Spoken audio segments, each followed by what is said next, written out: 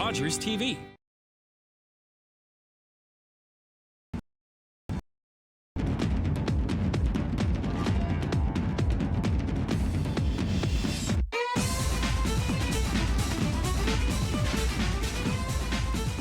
Hello everyone, and welcome to another episode of Out of the Fog. I'm your host, Laurabel, and we have quite the lineup for you today.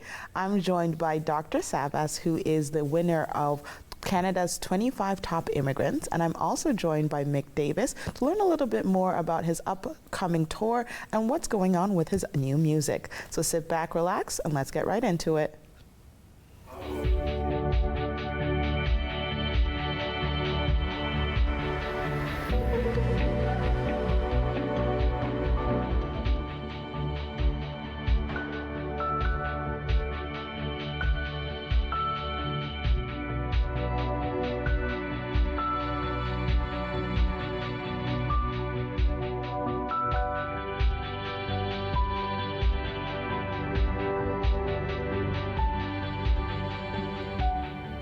Hello everyone, and welcome back. I am now joined by an amazing individual, Dr. Sevtap Savas. Doctor, thank you so much for joining me. My pleasure. Thank you for having me, Laurabel. So I have followed you for years now, to a point that I'm so honored to be able to sit down and have this conversation with you. Likewise.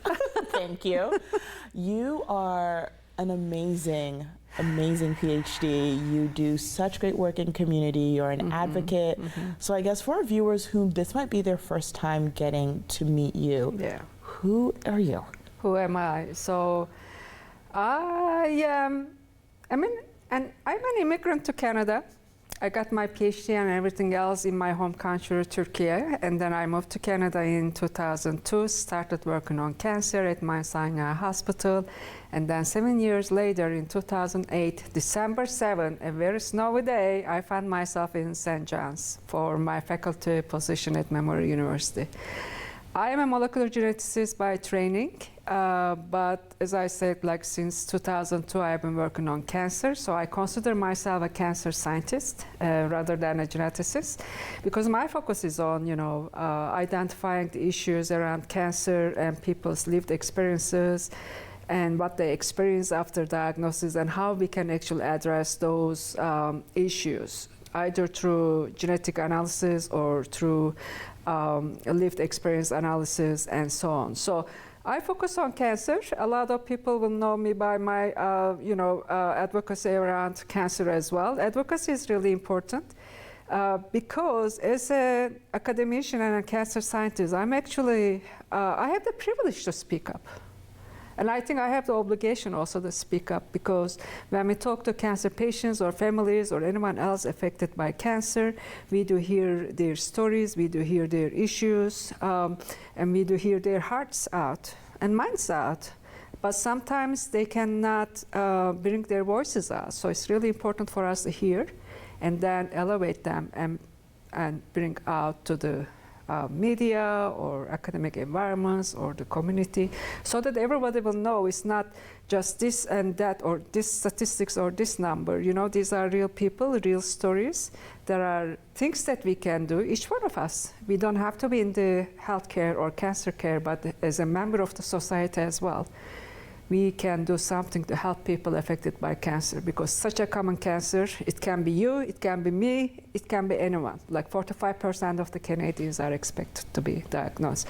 So we have things to do, and I, together with my family story, because we are also touched by cancer. I wrote a CBC article about this a while ago, so I'm open now. Now I'm open about this. So there is a personal motivation to do more, both at the academic environment, research, and in the advocacy and public eye, to get things done better, to hear more, to change things for the better, and sometimes even criticize. And again, as a person, I have the motivation as a professional and cancer scientist. I have that because we also work with a lot of different cancer family and patient members. We partner with them, and we do have advocacy activities going on together. So, and I also have it as an academician, academic freedom. That means I can actually criticize anyone, which is really great, because sometimes we all need to get this feedback as well. Not everything is great. there are certain things maybe they are also aware of that needs to be fixed, but we can bring this up. Maybe families and patients are not very enthusiastic to bring these forward, but I can. So this is at least the minimum I can do for the folks affected by cancer. So this is Sevtap Savas, a professor at Memorial, but very much interested in, making things better for the cancer-affected individuals. So for you, I know you have a personal connection, but was that what spurred your work in this field? Not necessarily. So I started working in cancer in 2002. So, but my family, I have 3 cancer-affected folks. 2 of them died. One of them was my mom, almost 3 years ago, and still could not grieve that. But the other one was still alive, is my sister, Sevtap Savas. So she was diagnosed with cancer at around the same time that I moved to Newfoundland and Labrador. Wow. So I was already working on cancer at that time, but this experience just made me even more motivated to work on cancer and cancer patients' outcomes. And over time, of course, as an academician, we really have this, flexible to evolve, right? Get into a new field. So public engagement become really important to me, and then social outcomes and so on. So, so going back to your question, no, it didn't, the family experience of cancer did not start me, did not initiate me as a cancer scientist, but it certainly is a predominant motivator in my life, especially in the last 15 years. So speaking about this work that you do, you were recently announced as the winner as one of the most impactful immigrants in Canada. Yeah. How does that feel for you, knowing that your work is making such an impact globally? Okay, I never expected that to happen, by the way. So I don't think, I always say this to people I share the good news with. I don't think I'm better than anyone else. I think there are a lot of immigrants and others who deserve this recognition. So I would encourage everyone to nominate others, please, and I will do that as well. So the Top 25 Canadian Immigrant Award, which I received in August. And then before that, there was another award. This was the Most Inspiring Atlantic Canadian Immigrant Award, which I received in February. Laurabel, I can tell you that first award that recognized me as an immigrant, it just simply completed me. Wow. I never thought that there was a part of me, being an immigrant to Canada, is actually needing a positive recognition. But now I can understand that maybe other immigrants are also experiencing something like this, but I wasn't expecting it. But then this is how I felt. I am recognized positively as an immigrant in Canada, and it just completed me. I was recognized as a, a child. As a child, I took a lot of examinations and then got scholarship. I got other awards during my academic career, bursaries, and so on. But none of them had completed me as much as this one, like being positively recognized as an immigrant. So it was very impactful. And after that, when I was nominated for the Top 25 Canadian Immigrant Award and then got selected, and thank you folks who nominated me, my colleague, Dr. Terry Stockless, thank you so much. And a lot of people actually voted for me because it's like a popular choice. Thanking them as well. I felt like, okay, I'm really not that great. There are so many other people that I'll do my job to actually elevate other immigrants and international folks more than before. So that is my promise to you folks. And we all should, actually try to elevate each other because we all deserve it. We all deserve it. You do deserve it. You are you. so cool, and you definitely deserve the nomination and the award. Thank you. You and I were chatting, and I was giving you a run through of some of the questions we would ask. And one of the questions I asked was this somewhere that you saw yourself? No. I had other dreams. As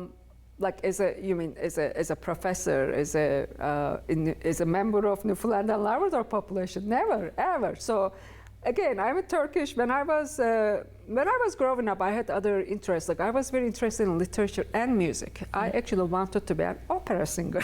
Okay. and you know, I never get trained about it, but always, you know, experimented with musical instruments as well. But then, you know, I went to university, got into molecular biology and genetics. I had no idea about it, and it just happened. Like I graduated, I got to learn about it, I become interested in. Those are the times that when we were really understanding the human genetics and diseases and conditions related to it. It was very important topic, and still is. And then, you know, I got my PhD, and then I found myself in the United States for a post-PhD, and then I found myself in Toronto, and then I found myself here. So, and I always loved studying, so I think being a professor or academician is really fitting me, because to me it's seriously not a job. Right? It doesn't leave some maybe, you know, balance, you know, work-life balance for me, but it's just not a job for me. It's just like how I live, you know? So it's great. It's very meaningful. It can be stressful as well. I mean, not everything is, you know, all roses and this, but I think I really love where I am. So being a member of MUN, being a faculty member, and also being a community member of Newfoundland and Labrador. You have to see my pins. You have everything. You have Labrador. Yes, and I have 2 pins today, and I want to tell you, like, this really exemplifies why I'm so excited of being, like, one example of why I'm so excited of being a member of this community. So this one, this pin has the Newfoundland and Labrador flags together. That actually, I just bought it in Friday because I had a previous one, and I lost it during my trip to Toronto, together with other stuff. And I was just mentioning about this to one of my one of our colleagues, Alicia, and she just took her pin out and gave it to me on Friday. Wow! So I say, you know what? Kindness. You don't expect anything, but you know, folks are so happy to share and welcome and help you in any way. And they are very proud of this province, and so am I. So am I, very proud of Newfoundland and Labrador, and I think we deserve better, and hopefully we will get better. Before I let you go, I got just a few seconds here with you. If there was one thing you wanted to tell younger you who was watching, what would it be? Oh, okay.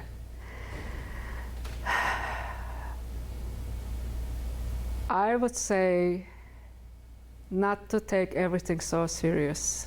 I take everything serious, still very serious, but I think it takes the joy out of my life a bit. So I'm probably not the only one. So folks, yeah, just have fun, and sometimes it's okay. It's okay. You know, everything will be okay. Thank you so much for joining me. It's been an absolute honor. Thank you so much. I loved being here. And we'll be right back, everyone.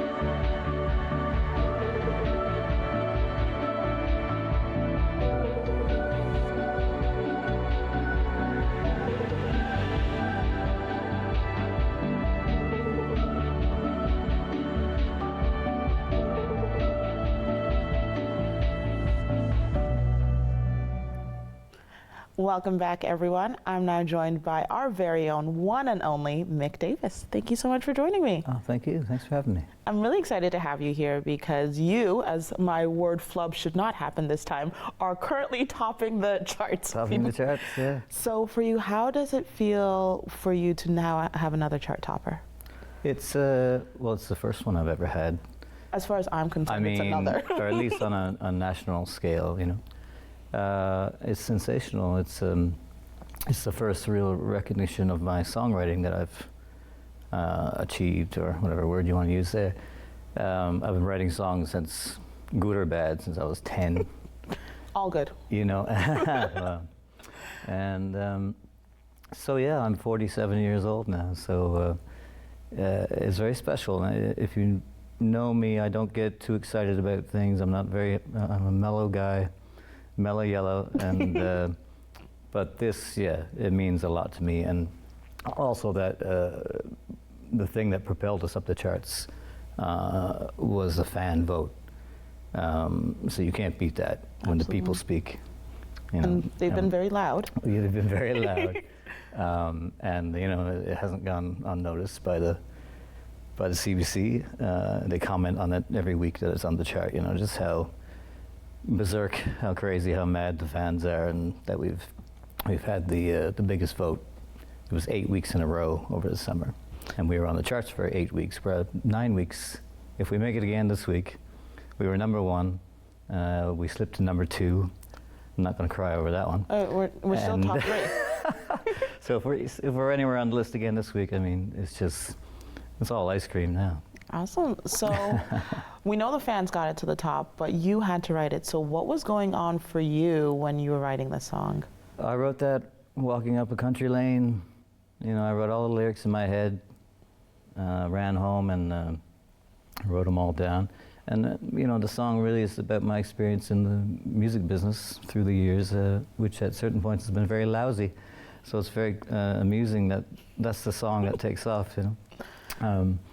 But yeah, I did work a bit harder on this one. I don't work on songs in the sense that this is going to be a hit or this one has commercial value. I let the song take me along with it. Yeah. And there are many times when I'm finished, I know this has no commercial value, but it's still, to me, where it was meant to go.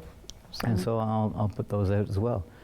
This one had some, I knew it from playing it in the clubs before the record was released, that there was excitement for it, and I was getting asked to play it a couple times a night. And it was really, it's never happened before. It was very special. Good vibrations. All good vibes.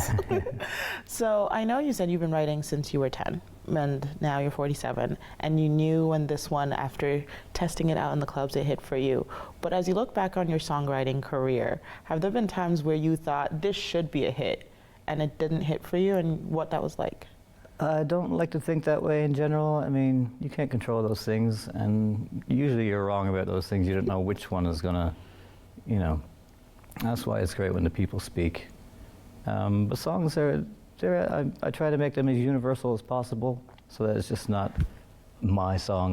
The way I feel about songs is that when I'm done and they're recorded and they're out for the public to hear, it's not my song anymore.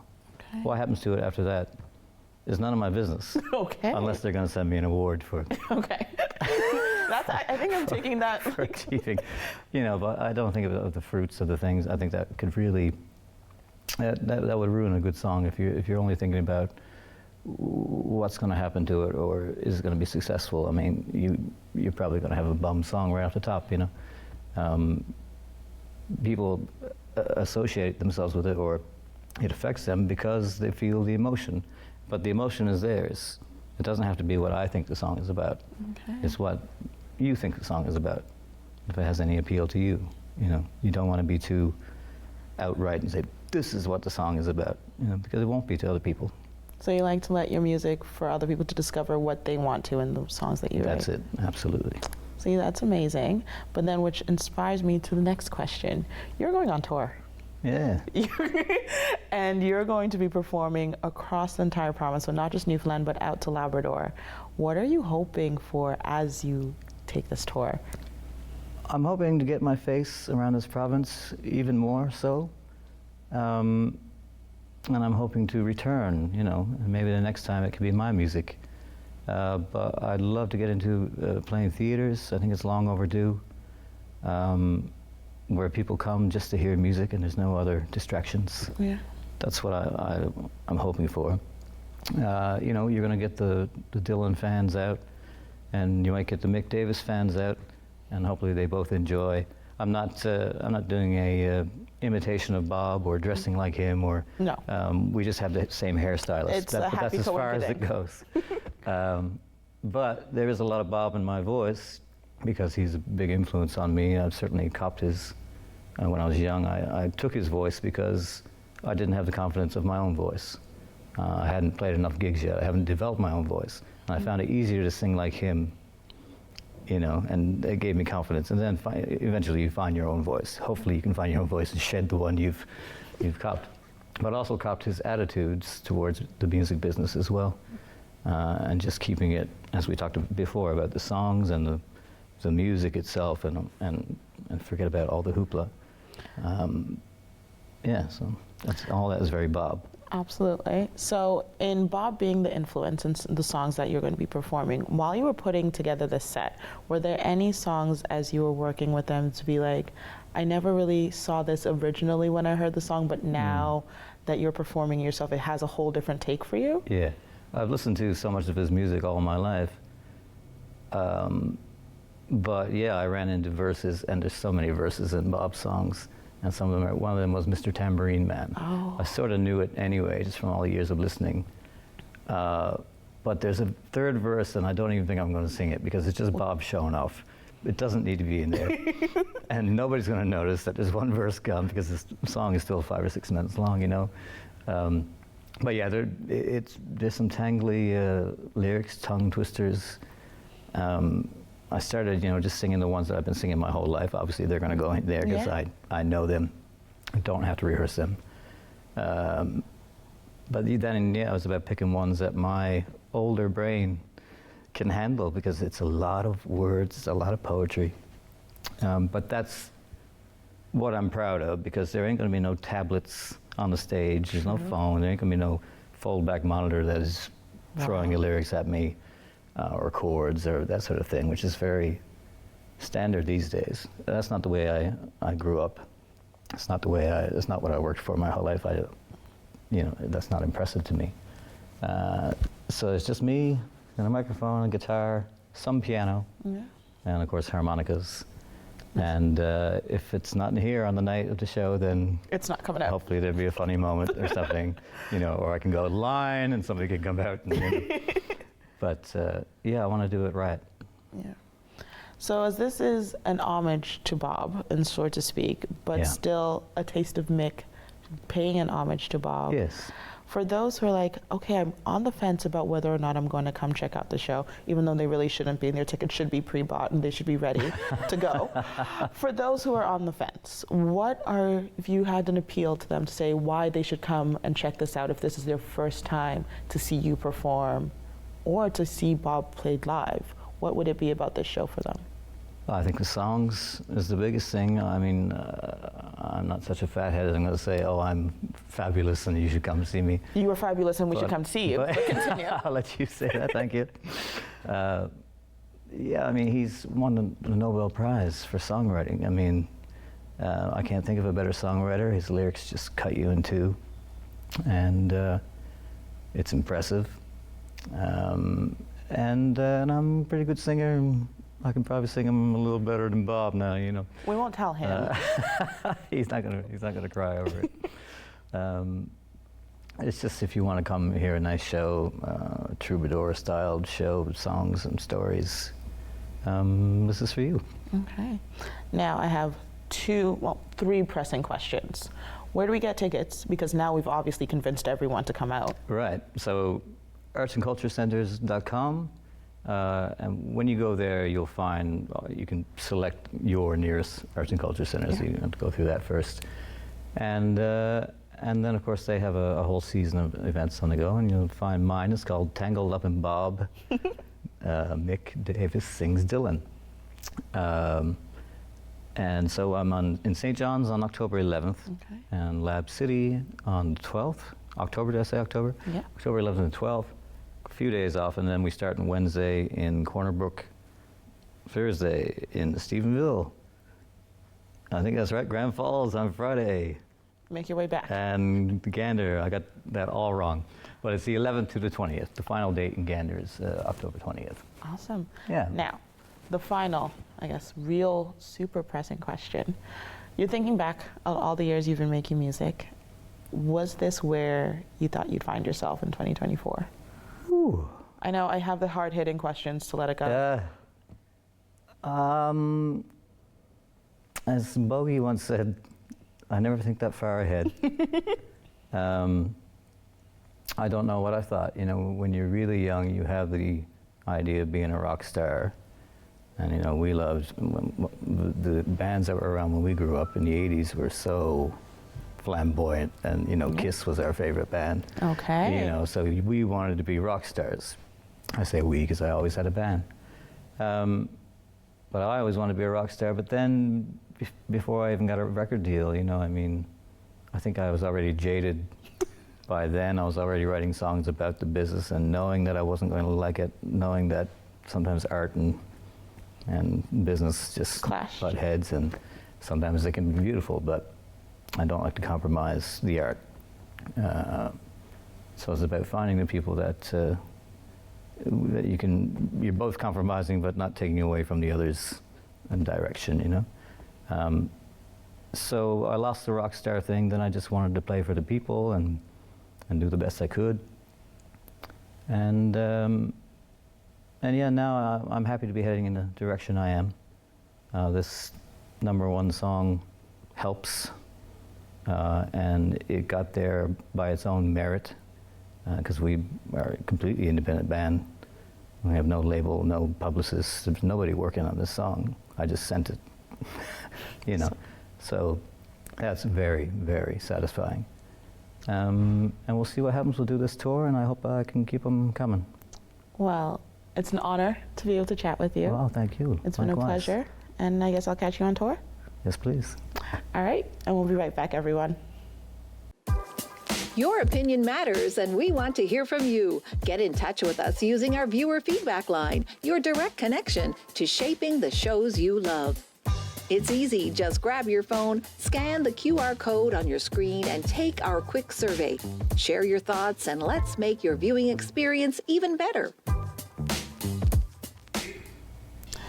I want to give a very special thank you to all of you for tuning in again. I always love spending time with you. And an extra special thank you to my guests. Congratulations once again to Dr. Savas. That award was more than well deserved. And Mick, thank you so much for joining us. And if you're interested in checking out Mick and any of his live shows, make sure to check out his social media and check out his music and tour dates. And I can't wait to see you all again.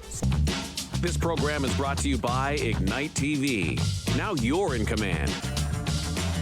Visit Rogers.com for more details.